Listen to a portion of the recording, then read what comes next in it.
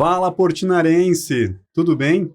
Hoje, aqui no estúdio da Radiação, recebemos Pedrina Costa, gerente das zoonoses aqui de Limeira, e veio conversar sobre um dos assuntos mais relevantes dos últimos anos, talvez décadas, que é a situação da dengue no Brasil, mais especificamente na nossa cidade. Pedrina, seja bem-vinda. Você está aqui no estúdio da Radiação, você está no podcast. Obrigada, bom dia a todos, bom dia, Rafael. É um prazer enorme, primeira vez aqui com vocês, né? E é um prazer enorme estar aqui hoje, participando aqui com você desse podcast. Seja bem-vinda. Obrigada. Sinta-se à vontade. Nosso objetivo é informarmos a comunidade portinarense e também a todos aqueles que tiverem contato com este conteúdo sobre a relevância e a seriedade do assunto dengue e como o público e o privado têm que trabalhar juntos, né? Exatamente. Né? Quando a gente fala em dengue, nós precisamos todos, né? Independente de público, independente de privado.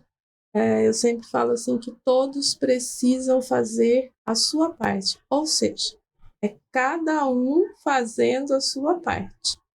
O assunto dengue, nós conversávamos, ele de alguma maneira ele oscilou no tempo com destaques maiores ou menores na mídia. Conta um pouco para quem nos ouve, Pedrina, o porquê aconteceu isso e, apesar de ter acontecido, o quanto este assunto sempre foi importante para a sociedade. Nós convivemos com a dengue já há algumas décadas, né? Nós tivemos aí uma importante epidemia lá na década de 60, lá no Pará, depois em 55 lá no Pará, em 1955 lá no Pará, depois em 60 no Rio, e a partir da década de 80 isso vem de forma recorrente. A dengue é uma doença endêmica aqui no Brasil, então ela convive com a gente, o vetor é o Aedes aegypti, ele tem essa preferência, né, pelas regiões tropicais, subtropicais. O Brasil é um país tropical, então ele está sempre aqui presente entre nós. Acontece, também tem outras doenças, né, que vão surgindo ao longo do caminho. E também as pessoas parecem que se acostumam com a dengue, né? Parece que aquilo que não deveria ser normal acaba ficando normal. Eu falo que não deveria ser normal porque dengue é uma doença que mata. Então, ela não deveria ser, a gente não poderia considerar normal, né, nós termos casos de dengue ou nós termos o mosquito ou o criador em casa, sendo que a gente sabe que daquele criador vai nascer ali, a gente vai ter um mosquito, né, e que se infectado, ele vai poder causar não só a dengue, mas também outras doenças como zika, chikungunya, a febre amarela urbana, né, e considerar isso normal. Mas é uma questão de mudança de comportamento, assim como nós também já falamos, né, que isso depende aí de uma mudança de comportamento. E toda vez que chega um novo surto de uma determinada doença, a dengue ela acaba indo para um segundo plano. Isso aconteceu agora recentemente, em 2019, com a chegada da Covid, né? A Covid, mas também Covid foi uma doença nova que surgiu, ninguém sabia o que ia acontecer, o que ia fazer, como iria fazer, né? Então, no começo a gente teve aí um pânico instalado em relação até mesmo comércio, indústria, né? Toda a população. E é lógico que se esqueceram um pouco da dengue, porque a atenção ficou voltada para o Covid. Não condeno, né? Porque eu acho que todos nós, né, Rafael, ficamos assim assustados com essa questão do Covid, né? Passado aí uns 2 anos, houve a vacinação do Covid, né? O Covid, a gente já sabe que é uma realidade, ele vai estar convivendo agora entre nós, é uma doença respiratória, assim como outras que a gente já tem presentes aí no, né, no nosso meio. E, novamente, a dengue ressurge, né? Já a partir do ano passado, ela já começou a dar indícios, né, de uma possível surto, principalmente aqui no nosso município, e isso até mesmo devido a essa alteração climática que nós estamos tendo, nós estamos com vários períodos de sol e chuva, nós não estamos com as estações do ano bem definidas, né? Você lembra quando foi que você usou uma blusa de inverno, assim? Não estou falando de jaqueta, eu não estou falando daquela jaquetinha jeans básica, não. Eu estou falando de uma blusa de frio. Nossa, faz tempo, hein? Faz tempo, né? Faz tempo, faz tempo. Eu acho que elas devem. Nossa, acho que faz muito tempo que eu não uso uma blusa. Exatamente, exatamente. Né? É um vetor que ele é sensível ao frio, mas cadê o frio? Não tem frio. Não tem frio. Então, nós temos a ocorrência, assim, aquilo que a gente chama de sazonal para dengue, que seria do período de outubro até maio, que é esse período mais quente, né? Hoje nós temos a ocorrência de casos de dengue durante o ano todo. Durante o ano todo. Logicamente que nesse período de outubro até maio, nós temos assim um aumento no número de casos, mas eles ocorrem durante o ano todo. Então, quando a gente fala em mudança de comportamento, em verificar o seu imóvel, eliminar o criadouro, é justamente isso. É uma ação que você vai fazer, só de outubro a maio? Não, durante o ano todo. Pedrina, muitas vezes o setor público é cobrado, no caso em específico, zoonoses, por resultados, mas quando a gente fala em dengue, como você já pincelou nessa última fala, a dependência da ação do privado, do indivíduo, do cidadão, ela é grande por conta disso, né? Porque apesar dos esforços para verificar possíveis criadouros, entre outras coisas, o dia a dia tem que ser compromisso do cidadão, né? É isso. Porque assim, a, a ação das zoonoses com os agentes é uma ação educativa, é uma ação orientativa. Então, os agentes eles passam nos imóveis com o intuito de auxiliar o morador, de informar, de orientar o morador, porque o agente ele tem aquele olhar mais crítico, né? E ele pode apontar ali para o morador quais são os pontos sensíveis do imóvel que ele precisa prestar atenção. Só que quem é o responsável por cuidar do seu imóvel é o morador. É o morador. É o Concordo. morador. Então, não tem como o poder público, né?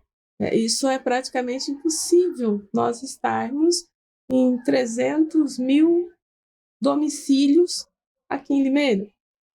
Será que chega a isso? A população está em 300 mil, a gente deve ter em torno de uns 200 mil domicílios.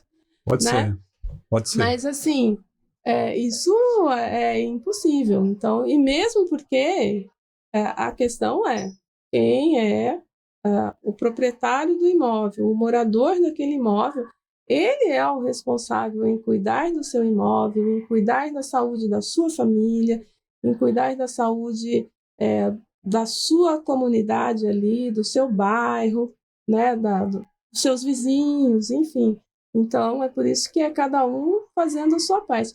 E, além disso, a fêmea do mosquito, que é quem pica, né, ela precisa do sangue humano para poder maturar os ovos.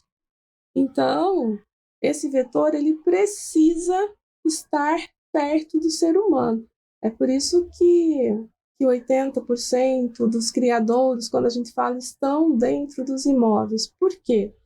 Porque o vetor ele é um vetor urbano, a fêmea precisa estar perto do ser humano, né?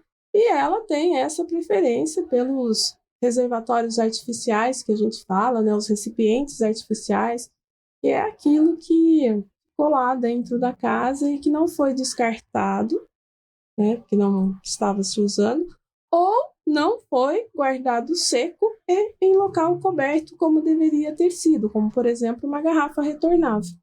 E por mais que seja um trabalho diário do cidadão, dos moradores da residência, né? É simples, né, Pedrina? Assim, não existe uma dificuldade efetiva para que cada um mantenha a sua casa longe da possibilidade de ser um criadouro da dengue, né? Exato, exatamente isso. Mesmo porque não é uma ação que você vai fazer diariamente, né? Nós sempre colocamos que é uma ação que você faz uma vez por semana. Ah, mas por que uma vez só na semana é o suficiente? Porque assim, gente, nesse período agora que nós estamos, sol e chuva, é, o mosquito, para ele completar o ciclo, para a gente ter o ciclo completo do Aedes, leva-se 7 dias, 7 a 10 dias. Então, se eu elimino esse criadouro uma vez na semana, esteja ele com água ou esteja ele seco, eu já impeço, eu quebro esse ciclo. Então, o ciclo é para partir do ovo até a gente ter a forma alada do mosquito. São aproximadamente 7 a 10 dias. Se eu fizer uma vez por semana uma inspeção no meu imóvel, então eu vou estar quebrando esse ciclo e eu não vou ter o incômodo do mosquito. E lembrando que esse é um mosquito democrático, sabe? Não existe, quando nós falamos em mosquito, não existe classe social, não existe nada, porque logicamente que o mosquito desconhece essas fronteiras, né? Sim. Mas eu entendo o que você quer dizer. Algumas pessoas, por uma série de questões, podem supor erroneamente que determinadas regiões, por uma questão A, B ou C, podem ser mais propensas a tornarem-se criadouros do mosquito, é isso, né? É isso, E não é isso que exatamente. acontece, né? Não, não é isso que acontece. Porque assim, basta você ter um pouco de água parada, seja num vaso de planta, seja numa bromélia, qualquer recipiente que você tenha, né? Um pouquinho ali de água parada já vai ser o suficiente para você ter ali um criadouro e você ter a presença do mosquito. E como as pessoas circulam, as pessoas se deslocam, as pessoas precisam trabalhar, precisam ir para a escola, né? Então também a pessoa nunca sabe em qual local ela vai ser picada ou ela Sim. vai ser infectada. E se por acaso ela chegar na casa dela infectada e ela tiver o criadouro, né? Tiver um criadouro presente lá, seja num vasinho de planta, num pratinho, alguma coisa, então o risco de você aumentar isso e acabar fazendo essa transmissão para as outras pessoas da sua família ou para as outras pessoas do seu bairro é enorme, né? Já que é o mosquito quem faz a transmissão da doença. Pedrina, uma dúvida. Muito fala-se sobre residências, sobre casas com quintal, pessoas que moram em prédios, edifícios, em conjuntos verticais, estão isentos dessa Não, verificação? não, gente, não estão isentos. Por quê? O mosquito ele tem um alcance de voo que é em torno de 2 metros de altura, 2, até mais um pouquinho, 4.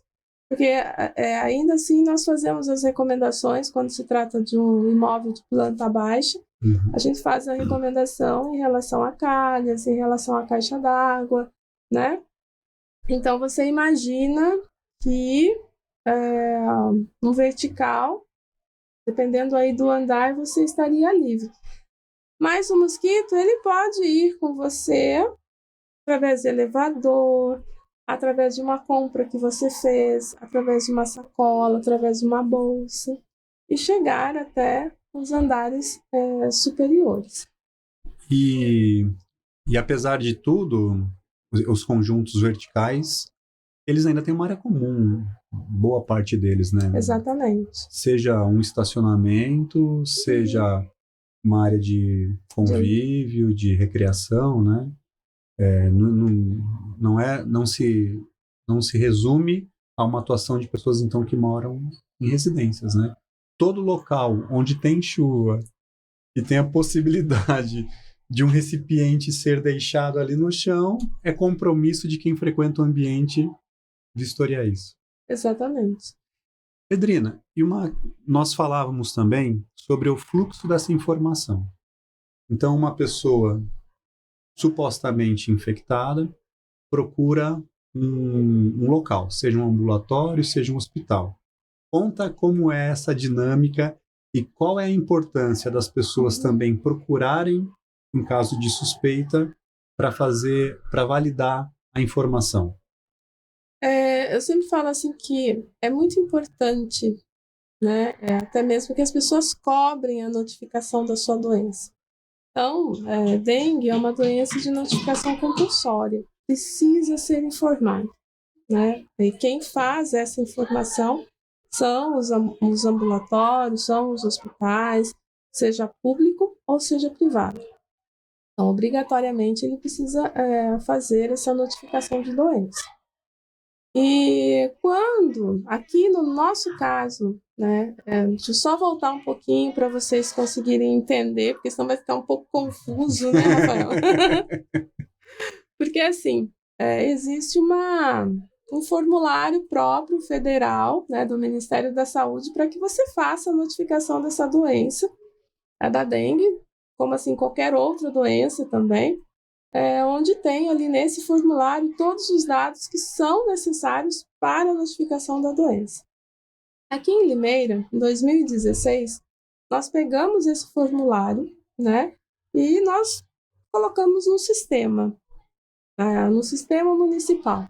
Né? Esse formulário ele é chamado de SINAM, né? E nós criamos aqui uma espécie de SINAM municipal. Ao invés das pessoas que até então elas escreviam nas fichas, então imprimia aquele formulário, né, pegava a canetinha, ia lá, qual o nome, né, ia preenchendo, ao invés disso ela preenche isso em uma tela, né, já lá do computador. E esse sistema, toda a rede de saúde municipal ela tem acesso, todo, incluindo os laboratórios públicos, privados, todos têm acesso.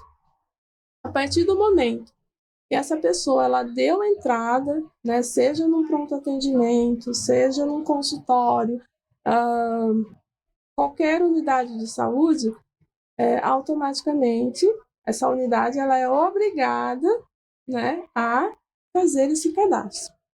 E nós, lá das zoonoses, assim como a vigilância epidemiológica, quem é que faz esse cômputo de dados, nós já temos acesso imediato a essa pessoa que foi cadastrada com essa suspeita, né?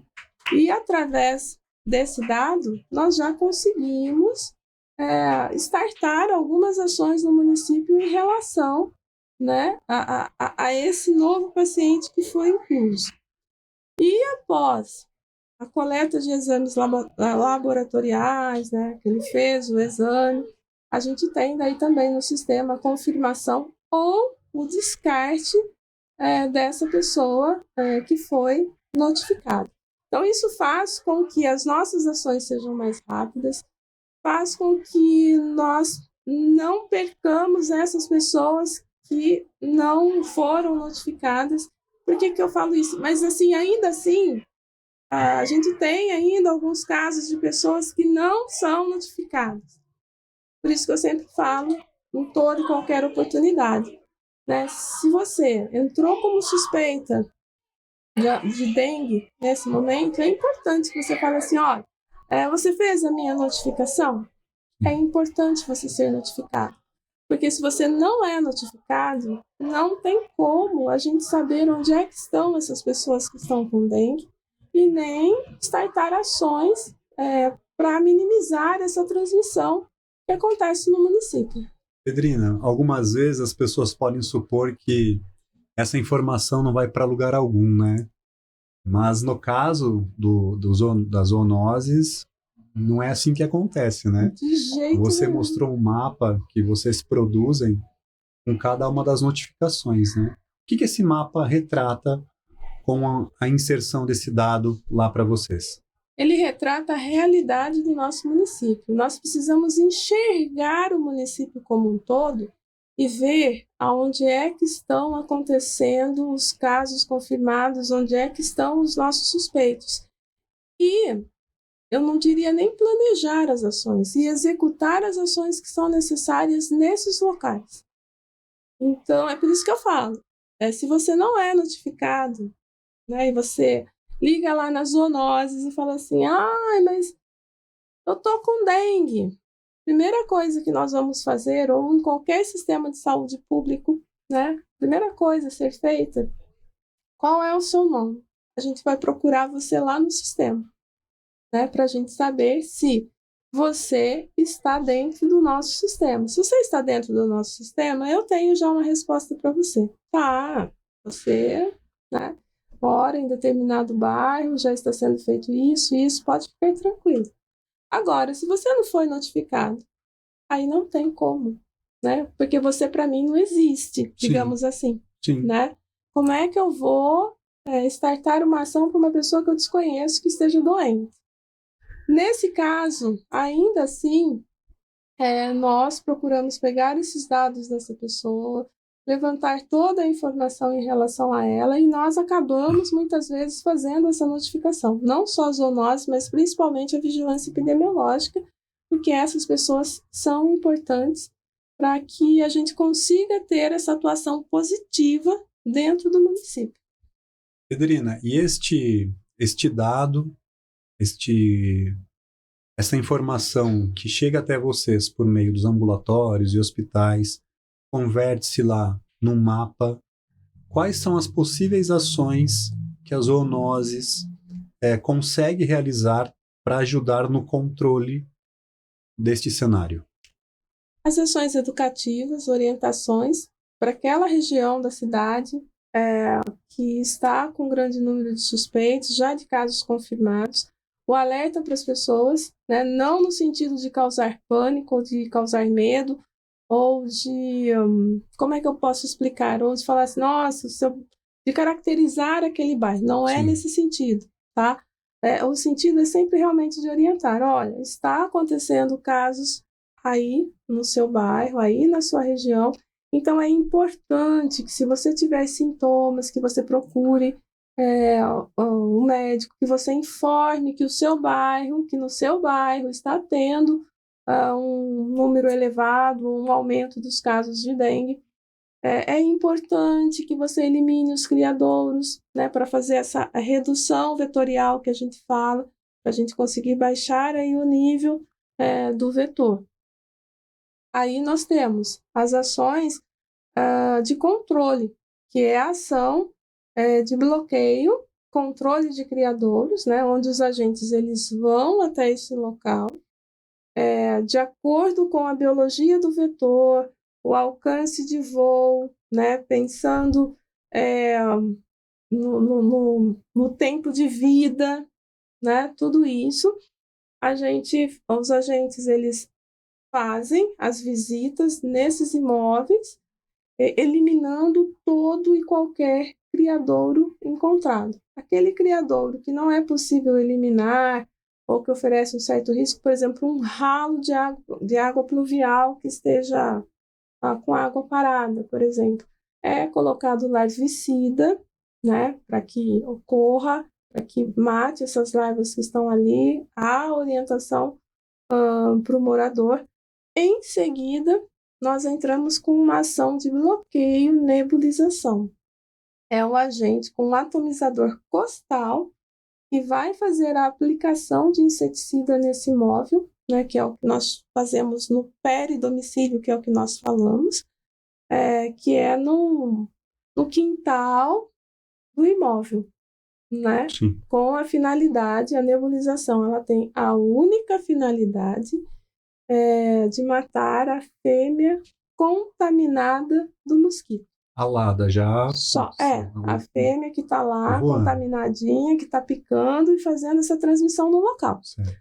É só essa a finalidade. Ela não consegue atuar no criadouro, ali no... Se houver o criadouro presente, por isso que a primeira ação é a eliminação de criadouro. Se houver o criadouro presente, eu aplico o inseticida para matar essa fêmea. O inseticida, ele não tem um residual no ambiente. Após 30 minutos, né, a névoa, ela desce, acabou. Né, 1 hora, 2 horas, acabou o inseticida. Se eu tiver o criadouro ali, à tarde eu vou ter novos mosquitos no ambiente. Entendeu? Sim, sim. Então, por isso que nós falamos. Qual é a ação principal? É do indivíduo, é do cidadão. Né? É a eliminação do criadouro. Pedrina, é algo que tornou-se de fácil entendimento para todo cidadão, eu acredito, nos últimos anos, é de que a responsabilidade que eu possuo também ajuda meus vizinhos. Supondo que eu detectei uma residência ou um terreno vizinho à minha residência está com criadouros. O que eu tenho que fazer? Qual é a minha ação? Pai, eu sempre falo assim, se o seu vizinho for seu amigo, você pode até bater um papo com ele, né? Tipo assim, eu tenho amizade com esse vizinho, nós temos um bom relacionamento, né? E muitas vezes o seu vizinho, ele trabalha o dia todo, ele não prestou atenção, né, naquilo lá. De repente eu posso até, né, falar, olha, vizinho, tem ali, já verificou, né? E já adiantar isso. Agora, se eu não tenho um bom relacionamento com meu vizinho, não sei quem é, Uma casa abandonada. casa abandonada, está fechado, eu faço uma solicitação, né, de vistoria através do EOLVE, que é o 156 da prefeitura, né, agora chama-se EOLVE. Eu posso fazer essa solicitação, essa denúncia, através do aplicativo, através do celular, eu posso fazer através de uma ligação, né? E faço essa denúncia, e quando isso é recebido lá no EOLVE, já há um destino, né, para essa sua solicitação. Se for, por exemplo, uma casa abandonada ou um terreno que está com mato alto, né, automaticamente isso já é direcionado para a divisão de posturas para que o proprietário seja notificado. O proprietário é notificado a fazer a limpeza daquele imóvel e é lógico que ele tem, isso não acontece do dia para a noite, né? Deixar isso bem claro, porque existe aí os prazos legais, né, para que ele faça essa limpeza, para que ele tenha um auto de infração, né, e tudo mais. Se for algum criador ou algo que esteja lá naquele terreno, isso é direcionado para zoonoses. E todos os departamentos da prefeitura, independente, existe um prazo para que a gente atenda a essa solicitação do munícipe. Né? Não havendo uma ação do responsável pelo ambiente, ele pode ser multado de alguma forma? Pode sim, pode sim. Isso hoje, a multa é em UFESPs, né? No caso da dengue, se nós encontramos o criadouro, se esse criadouro tinha larvas, tal, foi eliminado. A gente sempre procura resolver ali na hora com o morador, né? A gente nunca dá as costas e fala, depois vou resolver. Não, tem que resolver ali, agora, imediatamente. Se for algo que não é possível a gente ficar ali o dia todo esperando ele resolver, né? Então, há um retorno, né, do agente ou mesmo do supervisor desse agente no imóvel.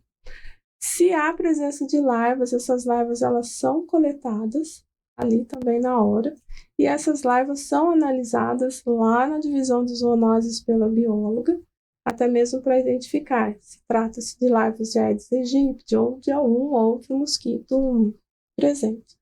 E esse laudo, uma cópia, também é devolvida para o morador. Que legal. Até mesmo para que ele saiba o que é que foi encontrado lá no imóvel dele. Sim. Não foi possível essa eliminação no retorno, identificamos lá ainda o problema, né? Isso vai para a vigilância sanitária e aí sim começa o prazo de multa dele. Dependendo da quantidade de focos encontrados, dependendo do grau desses focos. Então, por exemplo, isso varia de... Deixa eu ver se eu lembro agora, assim, sabe, gente? Calma aí, tá? Fica tranquilo. Isso varia de 30 a 75 FESPs, né?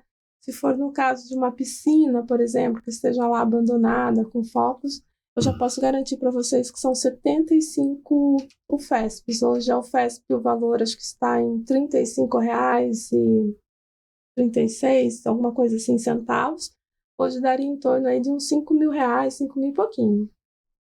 Eu sou de biológicos, não sou de exatos, não consigo fazer conta rápida. Não, mas é um valor que, independentemente de qualquer coisa, ele, em valores absolutos, ele tem uma relevância, só que ele nunca há de ser representativo ao ponto da possibilidade que a dengue tem de matar alguém, né, Exatamente. Pedrina? Exatamente. Então, assim, as pessoas, apesar de eu ter trazido o assunto com relação ao processo legal da atuação do setor público na eliminação do criadouro, das zoonoses, coisa e tal, o objetivo final de todo mundo tem que ser a preservação da vida e da qualidade de vida das pessoas.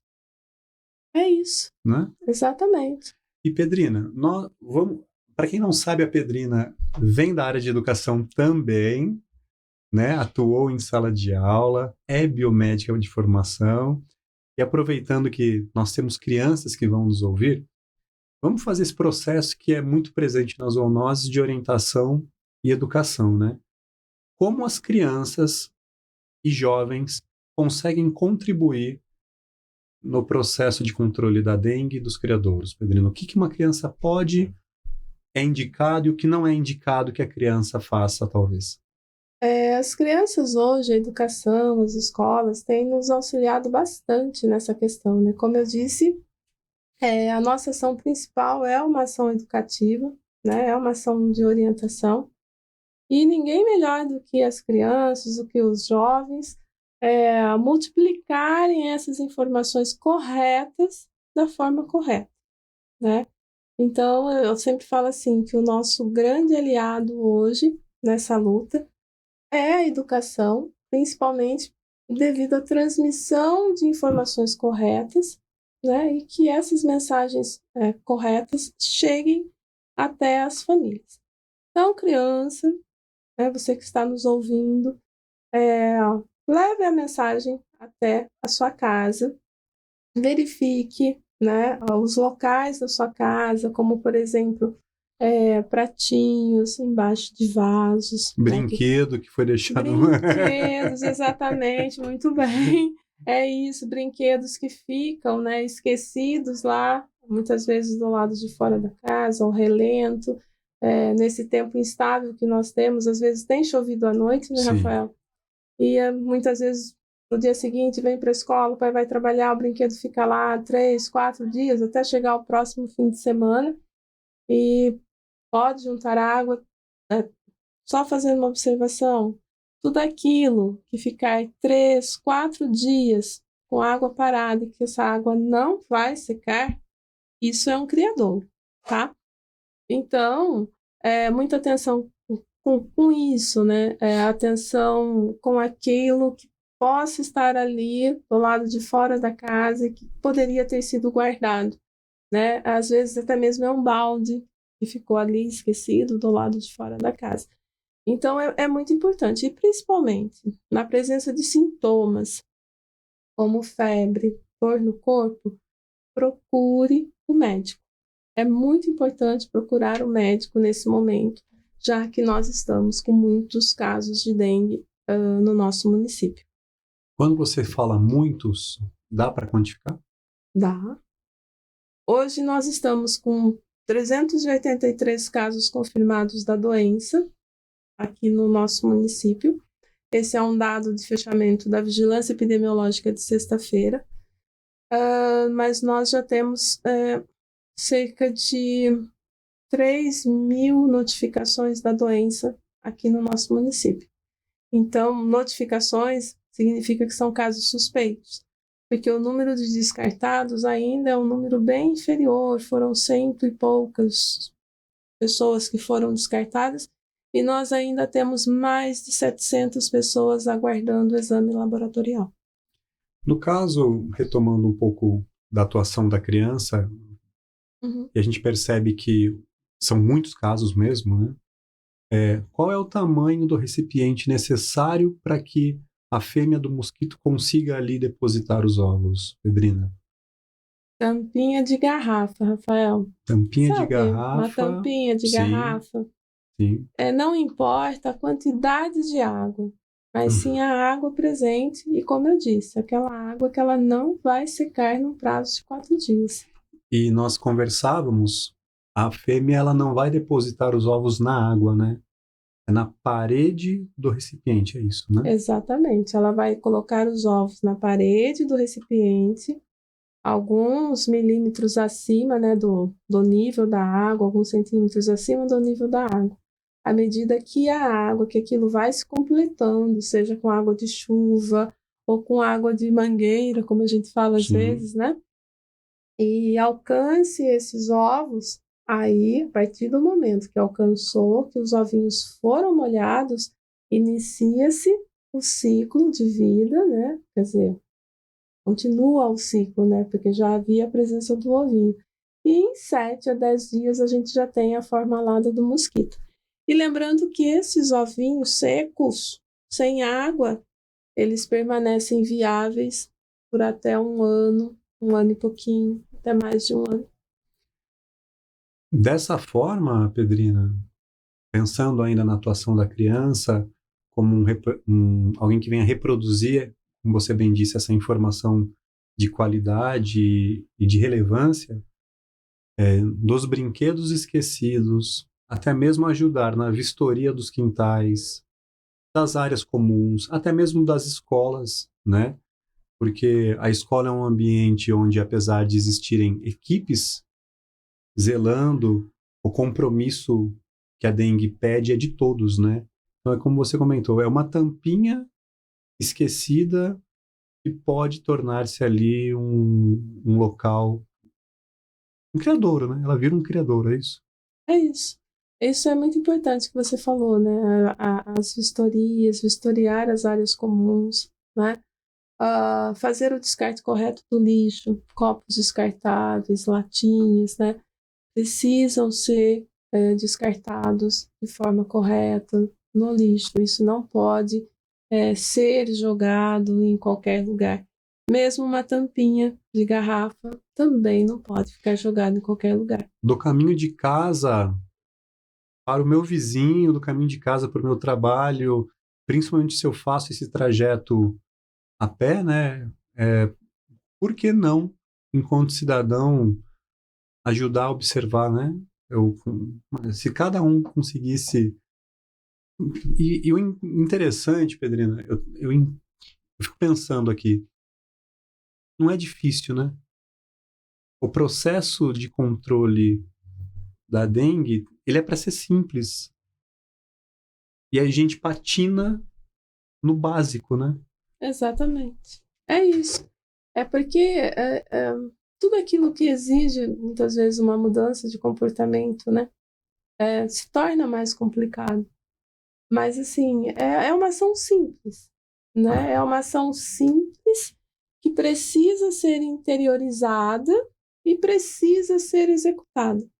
Eu falo sempre assim, que hoje é difícil você pegar um cidadão, alguém, ou mesmo uma criança, que não saiba o que seja dengue ou que não saiba o que precisa ser feito para não ter o Aedes, o criador. É muito difícil, né?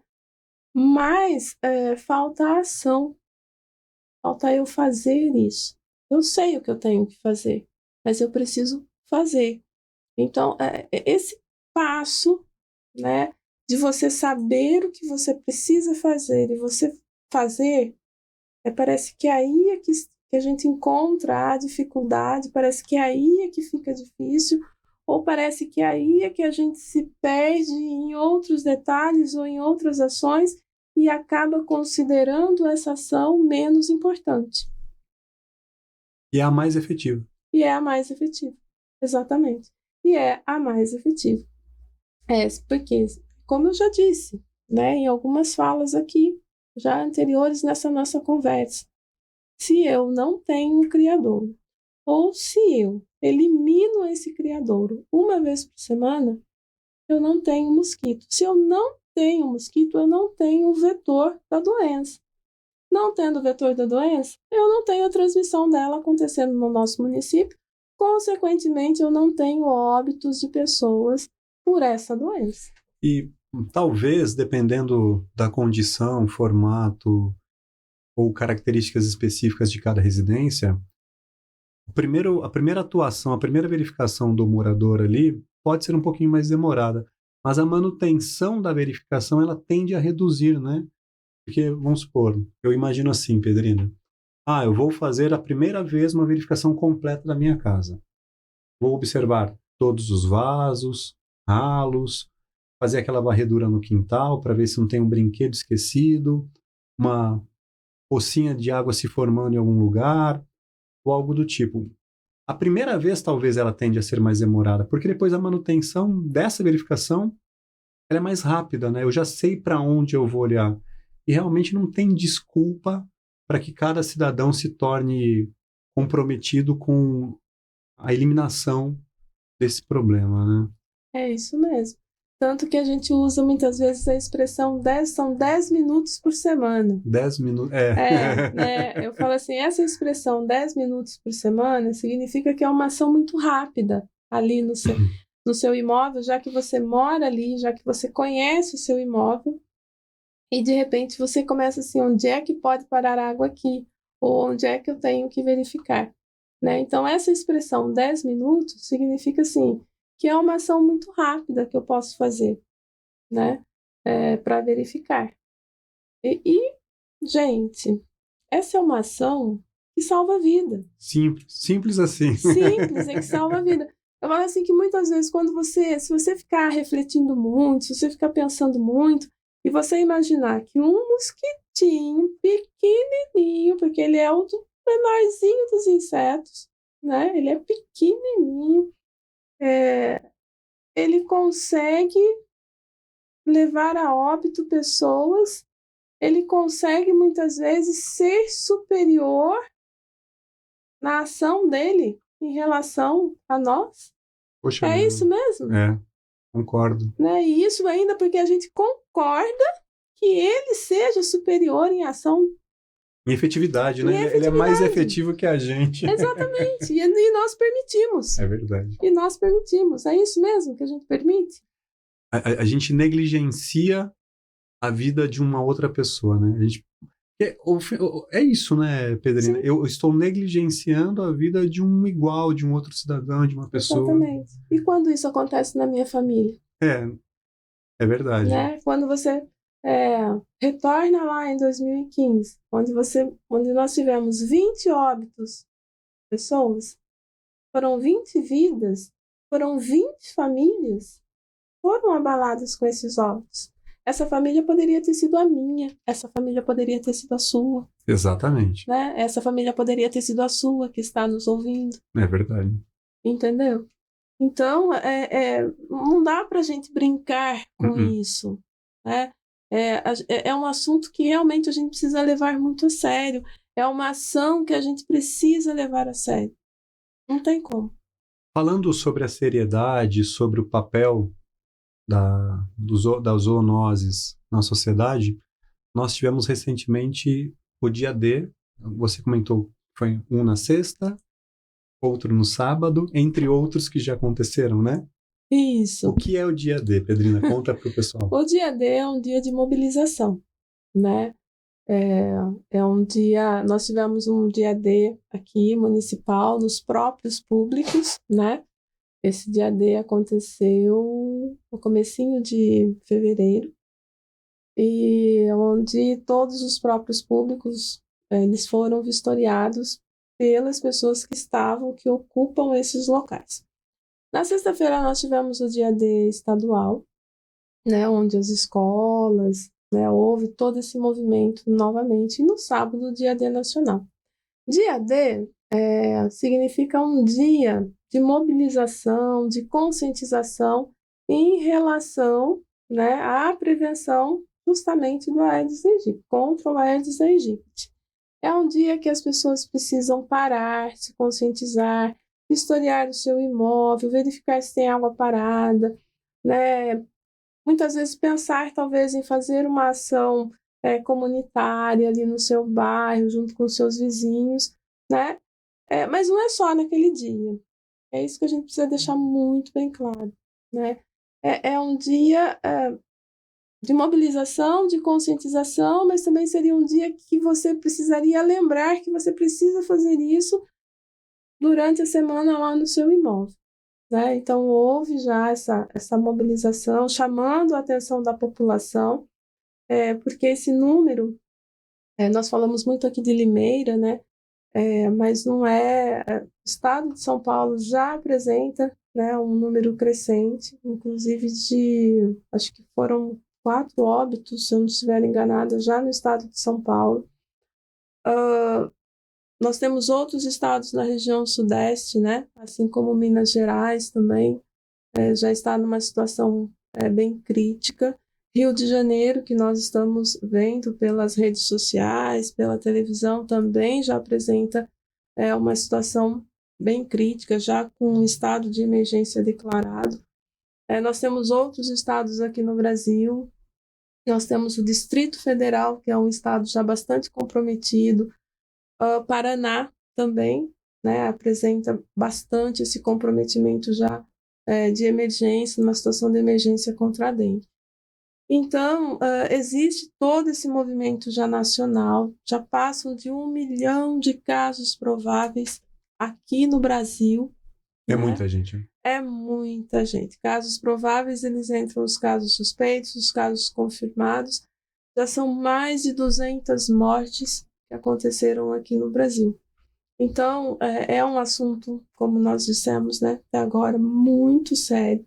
É preciso fazer algo, é preciso que cada pessoa faça algo para que a gente consiga sair dessa situação e não entre nela novamente, né?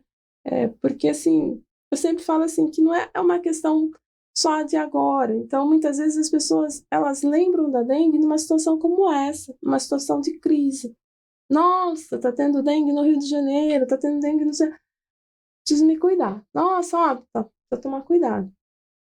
Não, a gente não pode deixar chegar numa situação dessa.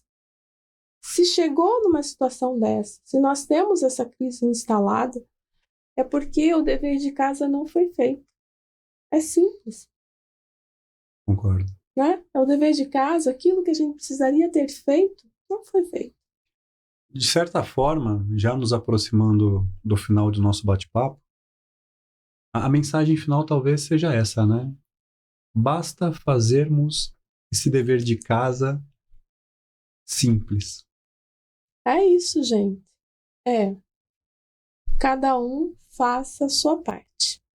Poder público... Uma vez por semana. Uma vez por semana. Exatamente.